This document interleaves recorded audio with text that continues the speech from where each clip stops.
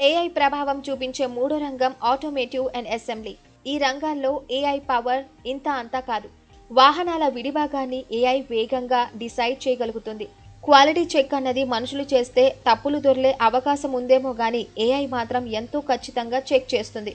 అసలు విడిభాగాల మోడల్స్ని భౌతికంగా తయారు చేయకుండానే అవి ఎలా పనిచేస్తాయో డిజిటల్గా పరీక్షించి తెలుసుకోవచ్చు. ఇందువల్ల వేస్టేజ్ ఉండదు.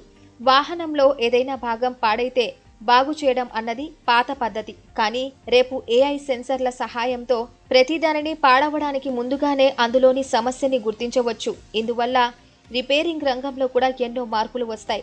వాహనాల వారంటీ క్లెయిమ్లని కూడా ఏఐ ఎంతో బాగా విశ్లేషిస్తుంది. వీటన్నిటిని మించి సెల్ఫ్ డ్రైవింగ్ కార్లు. ఈ ఆటోనమస్ విభాగంలో ఏఐ ప్రమేయం అంతా ఇంతా కాదు. ఏఐ ఆధారిత సిస్టమ్స్తోనే ఈ కార్లు నడుస్తాయి. ఏఐ కార్లు ప్రమాదాన్ని నివారిస్తాయి. డ్రైవర్ అలసిపోతే హెచ్చరిస్తాయి. అంతేకాదు, ఏఐ అనేది డ్రైవర్ అలవాట్లని స్టడీ చేస్తుంది. అతని ప్రియారిటీస్ని గుర్తిస్తుంది.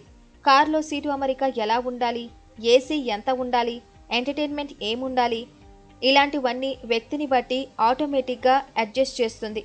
మొత్తం మీద ఆటోమేటివ్ రంగంలో వాహనాల తయారీ, భద్రత, డ్రైవింగ్ అనుభవం అన్నిటినీ ఏఐ పూర్తిగా మార్చేయడం ఖాయం.